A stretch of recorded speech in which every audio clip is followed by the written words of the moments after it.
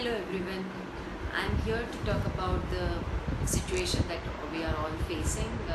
I'm not an expert about it, but I'll talk about how it is affecting me and my work. Um, so I'm into slow fashion and sustainable fashion, and it has affected us a lot. Like this is a big season for us, summer season, to sell things, and we were to do lot exhibitions which we were not able to do it due to lockdown and all, and we are not even sure if the lockdown is over and then how market is going to behave, and how the sales numbers will be. So it has affected a lot, but at the same time when I looked at my work and the philosophy that I had adopted, which is a slow and sustainable fashion, so in that I don't have to worry about one which is a large number of stock, because we don't do much of stock. It's more on order base that we work it out. Second, in terms of the product, if I look at my product range, it is sellable throughout the year, because it is not like for a particular season or anything. It's a sustainable fashion, so it's throughout the year. Sellability is throughout the year, so that is kind of a relief to me. At the same time, when I talk about my interior works, which I do with weavers and I do work with artisans and all, my weavers are working back at home. They have raw material and they are working on the projects they have on hand, and till they have raw material.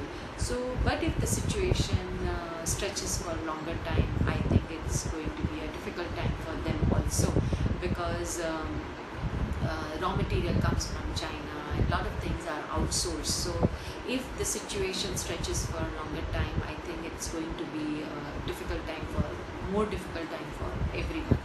At the same time, if I look at the situation for designers or fashion as an industry, I feel those who have worked out their strategies in advance, or those, because market anyways it was not that great, so if somebody has worked out their strategies and work out that numbers, I think the situation is still manageable.